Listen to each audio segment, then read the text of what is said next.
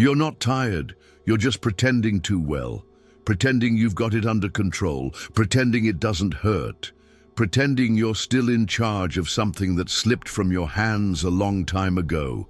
What if your exhaustion isn't from doing too much, but from holding on to too much that was never really yours? You try to manage time, but time doesn't listen. You try to predict people, but they keep changing. You try to hold on to love, but it slips through fingers like sand. You try to make endings look like victories, but they always arrive like funerals. And still, you call this strength, but it's not. It's survival dressed as discipline. It's fear wearing the mask of order. There's a kind of tiredness that no amount of sleep can touch. It sits in the chest, in the gut, in the silence between your thoughts. It's the fatigue of pretending to be the architect of every outcome, while inside you're crumbling under the weight of a God complex you never asked for. You weren't born to control everything, but somewhere, someone taught you that if you don't, everything breaks. So now you play God with broken tools, building a life made of shoulds, perfection, and unspoken panic. You micromanage feelings. You edit your reactions. You brace for conversations before they even happen. You run simulations in your head like a machine that never shuts off. And then you wonder why you can't breathe. Carl Jung said, "What you resist persists." Maybe your fatigue isn't from the weight of life, but from wrestling with it, trying to reshape reality into something it never agreed to be. The truth is brutal. You're exhausted not because you're weak, but because you've been fighting nature, trying to tame chaos, negotiate with endings, make people love you in the way you planned, hold moments hostage so they don't become memories. But life doesn't work like that. And your mind, that fragile, brilliant mind, has been trying to be God. Omniscient, omnipresent, omnipotent, but it's not divine, it's scared. And scared minds cling to control the way drowning men cling to air. So, here's the quiet reckoning. What if you're not tired because you've failed, but because you've refused to let the river be a river? What if the pain isn't from effort, but from refusing collapse?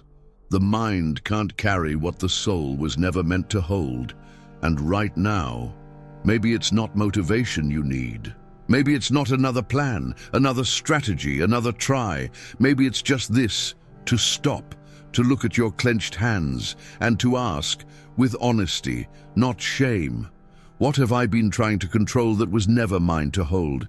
The answer might not heal you, but it will begin something deeper, the beginning of letting go, the end of pretending, the first real breath after years of holding it in. The exhaustion that pretends to be strength. There's a kind of fatigue no one talks about. Not the kind that puts bags under your eyes or makes you fall asleep at red lights. No, it's deeper. It's the fatigue of carrying control like a religion. You wake up already bracing, for messages you can't predict, for people you can't read, for outcomes you can't sculpt into shape. And you tell yourself, this is what it means to be responsible, to be strong, to be prepared. But it's not responsibility. It's addiction to the illusion that if you just try hard enough, nothing will collapse. You hold everything too tightly, conversations, deadlines, relationships. You rewrite texts 10 times to avoid misinterpretation. You rehearse what you'll say in your head until the words sound foreign. You obsess over what hasn't even happened yet and call it being prepared. But underneath it all is fear, not of failure, not even of loss, but of the moment when you finally admit, this isn't up to me. That moment feels like death. Because if you admit you're not in control, then what have all your efforts meant? What has your perfection bought you? What has your vigilance protected? You want rest, but you don't trust it. Because rest requires surrender, and surrender feels like collapse. But the truth? You're already collapsing, just slower, silently, internally. The paradox is cruel. The more you try to control, the more powerless you feel. The more rules you create, the more chaos you see.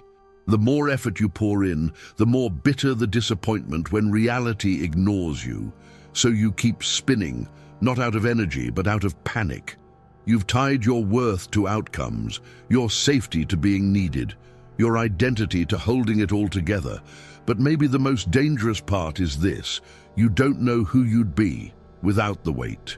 You've built yourself around responsibility, around showing up, around staying in control even when no one else can. And now to let go feels like disappearing. But hear this gently: you are not the outcomes you engineer. You are not the peacekeeper of everyone else's chaos. You are tired because you're pretending to be God. And your soul is begging to be human again. Not in control, not flawless, just here, alive, surrendered, and maybe, finally, free. When the mind invents control to protect the wound, there's something the ego cannot bear, and that is powerlessness. Not just the inability to act, but the deep, suffocating awareness that some things will happen regardless of what you do, that someone might leave you even if you love them right, that life might break you even if you planned perfectly. That chaos doesn't ask for your consent, so the mind does what it does best when it feels small. It invents control. It builds theories, superstitions, obsessions. It tells itself, if I do everything right, nothing will hurt me. That's not logic. It's trauma engineering its own fantasy of safety. This is where perfectionism is born. Not from ambition, but from fear, frozen in ritual. Fear of being humiliated, ignored, left not seen, and the response? Become perfect, become needed, become in control of everything and everyone. So you become the one who always anticipates, who always prepares, who always knows what to say, what to do, how to avoid being the target. But this isn't power. It's hypervigilance disguised as confidence. It's a prison, because the more control you think you have, the more terrified you become of losing it. Now, you're not just scared of rejection, you're scared of making one wrong move, not just scared of loss, but of the tiniest crack that could let it in. And so you live in a simulation where nothing is real unless you've rehearsed it, where spontaneity becomes a threat, where peace is conditional, bought only through endless tension. This is phantom control. You feel it when you triple-check a message, when you read someone's silence as judgment, when you replay a conversation 10 times in your head trying to find what you did wrong. It's not logic. It's the echo of past wounds trying to predict future ones. And the tragedy? It never works. Because no amount of control can protect you from what life doesn't ask permission for. But the ego doesn't care. It prefers fantasy over fragility. It prefers the illusion of being the driver to the truth of being a passenger. But somewhere in you, beyond the fear, beyond the patterns, there's a silence that knows. You were never meant to be the god of your own life. Only the witness, the participant, the one who chooses presence over prediction. And maybe, just maybe, that is where real power begins. When the future becomes your prison, there's a quiet suffering that builds every time you expect something that never arrives. Not because it didn't matter, but because you attached your peace to it. You told yourself, when it happens, I'll relax. When they understand, I'll heal. When it works out, I'll breathe again. And so you wait and wait and wait. Expectation is a leash. And you're the one who tied it to something that doesn't belong to you. You hand over your calm to time, your worth to outcomes, your happiness to people who don't even know what you're carrying. And each moment becomes conditional. If today goes well, maybe I'll be okay. If they reply, maybe I'm enough. If it works out, maybe I won't collapse. But time doesn't bargain. People don't read minds, and life doesn't follow your script. So the rope tightens. Expectation turns into tension. Tension turns into anxiety. Anxiety turns into resentment. And you start to feel like a hostage inside your own future. Because you didn't want too much. You just wanted certainty, a little control, a little reassurance that the story will end the way you imagined. But here's the truth you've tried to avoid.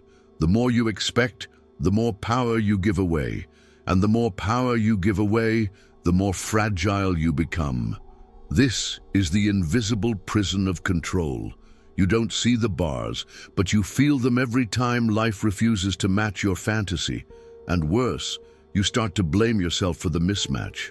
Maybe I didn't try hard enough. Maybe I should have been more patient, more perfect, more positive. No, you weren't wrong for wanting something good, but you were never meant to chain your soul to something you cannot command. Expectation isn't hope. It's a contract written in silence, one that the world never signed. And every time it's broken, you bleed a little more, quietly, privately, until even your dreams start to feel like burdens. But there's another way. To want without tying your peace to the result. To move without demanding that the path stay straight. To live without holding the future hostage to your plans. That kind of freedom feels dangerous at first. But maybe it's not danger you're feeling. Maybe it's the first breath outside the cell. The ego that believes the world owes it obedience. There's a secret belief hiding beneath most control. If I try hard enough, life will obey me. This doesn't come from cruelty. It comes from a wound. A wound that couldn't accept the randomness of pain. A wound that once looked at chaos and decided, I will never be that helpless again. So it built a god inside itself, a quiet god, invisible but all-controlling, one who doesn't trust the river, only the map it drew by itself.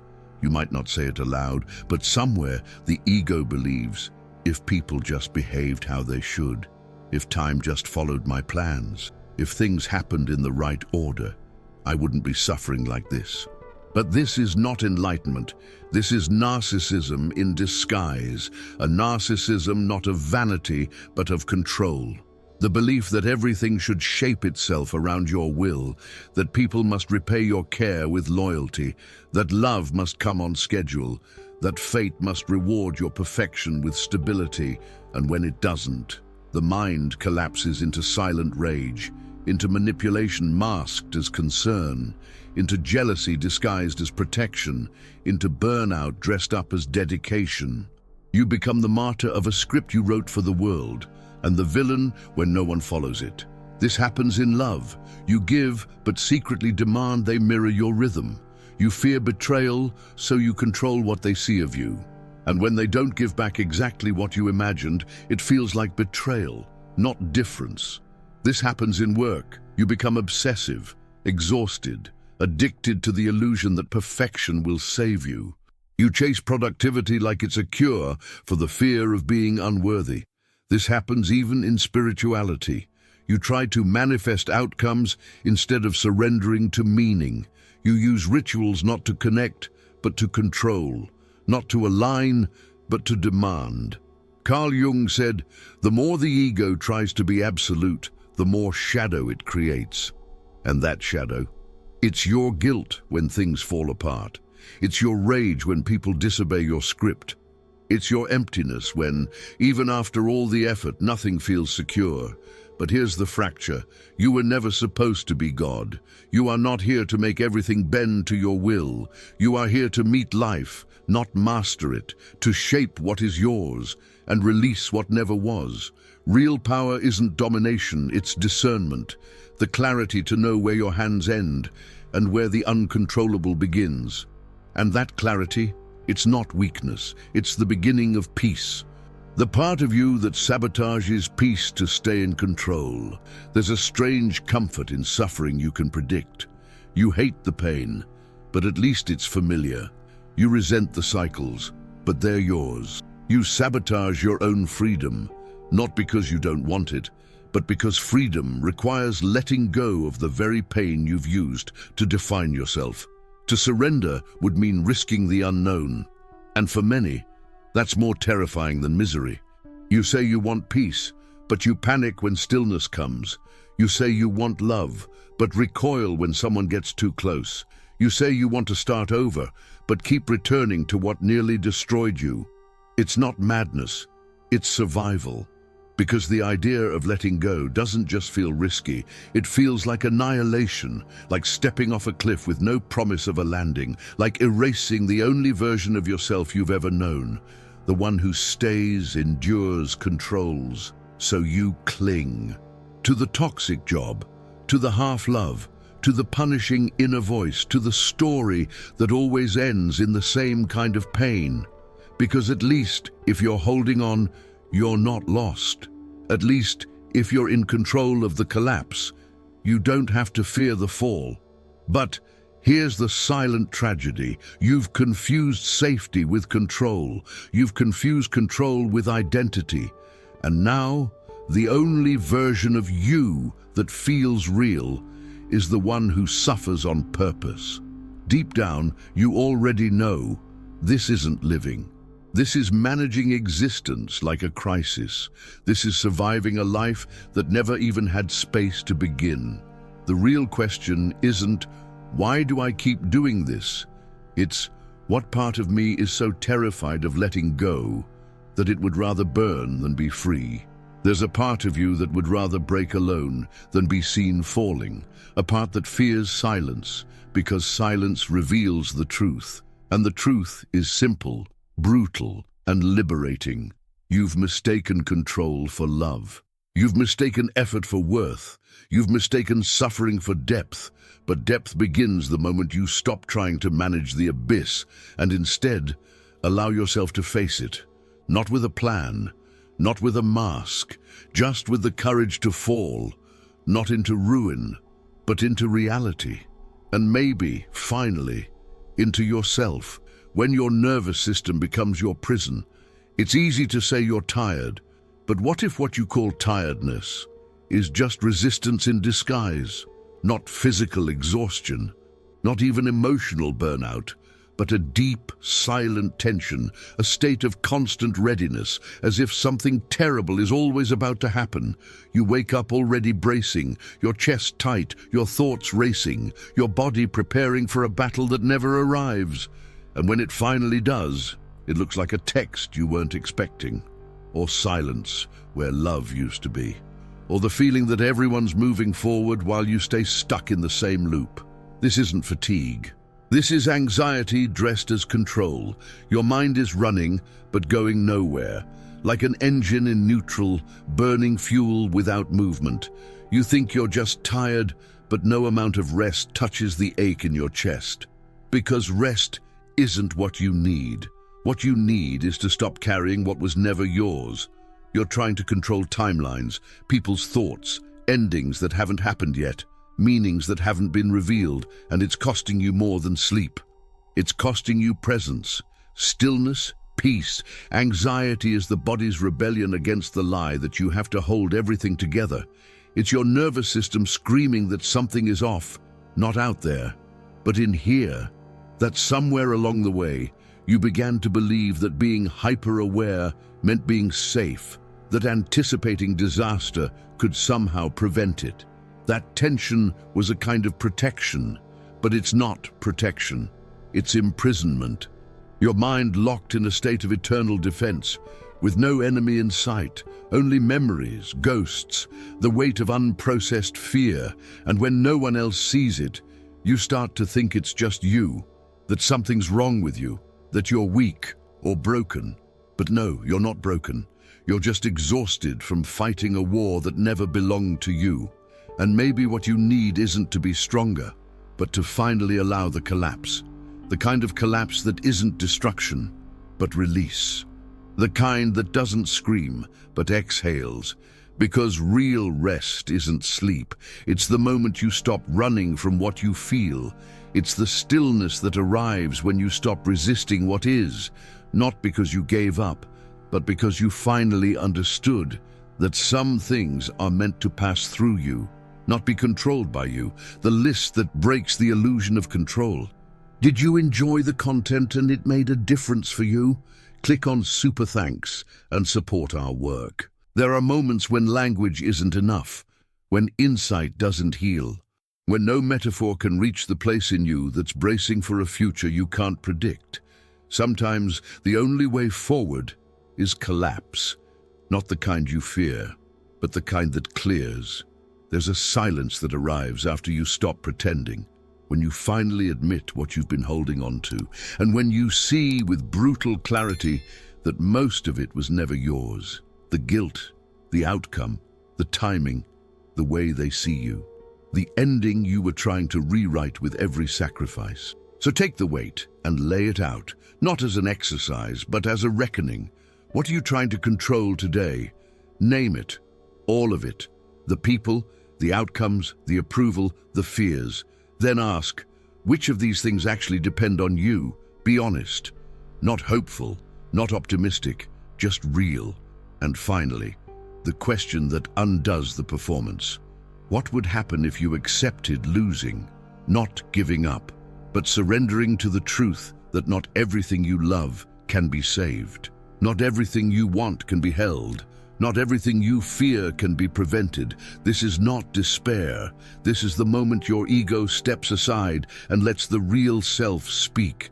Not the self that needs to win, not the self that needs to be right, but the one who's ready to stop pretending to be God.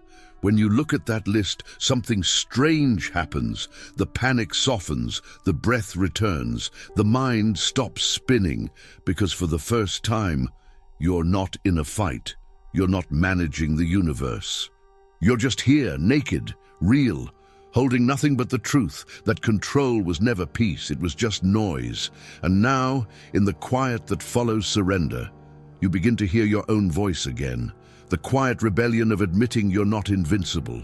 You were taught that to survive, you must always be strong, that to be respected, you must never break, that to be loved, you must always be needed, never needy. So you learned to hold it all in, the pain, the confusion, the desire to scream in rooms where everyone smiles. You buried it beneath discipline, you masked it with competence, you numbed it with distractions that tasted like relief but rotted like silence. And now you can't tell the difference between exhaustion and identity. You're praised for how much you carry, but no one sees the weight.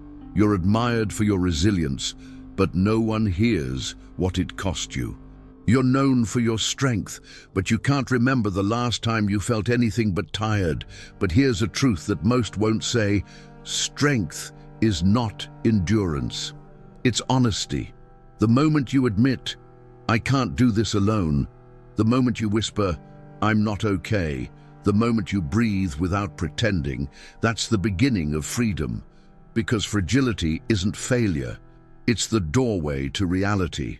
In a world that demands masks, to feel deeply is an act of rebellion. To not be okay is a sacred kind of truth. To drop the performance and say, I need space, I need time, I need rest, is to reclaim your humanity from a culture that mistakes burnout for brilliance. Nietzsche said, freedom is the courage to be responsible for yourself. But responsibility doesn't mean perfection. It means being real enough to admit you're scared, being honest enough to let someone see you cry, being awake enough to say, this isn't working and I don't know what to do.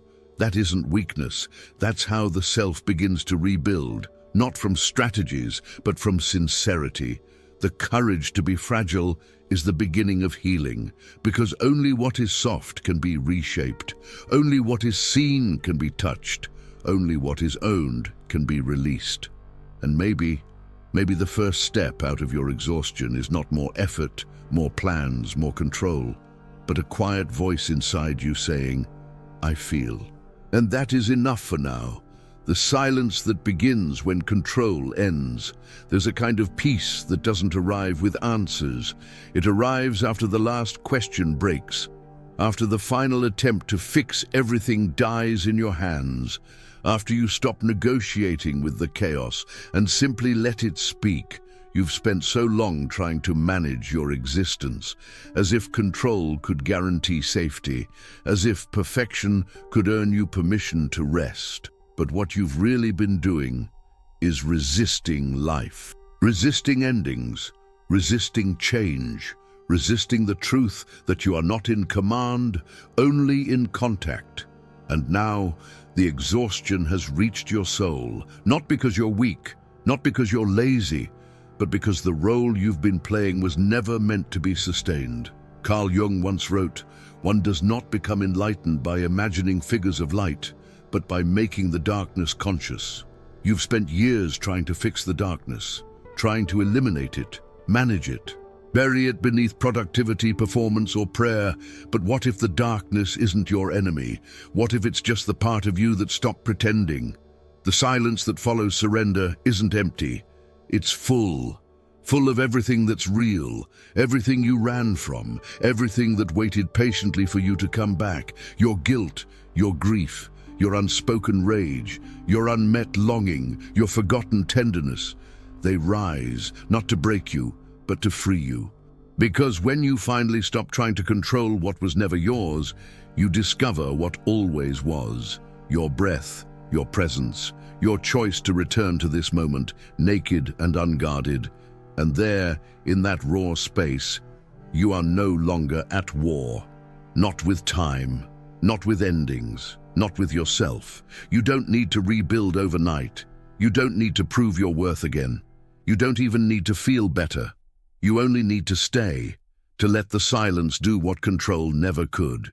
To let surrender teach you what effort kept buried, because underneath all the noise, all the masks, all the tension, there is a self still here, still breathing, still waiting, not for permission, but for you. And maybe now, finally, you're ready to return.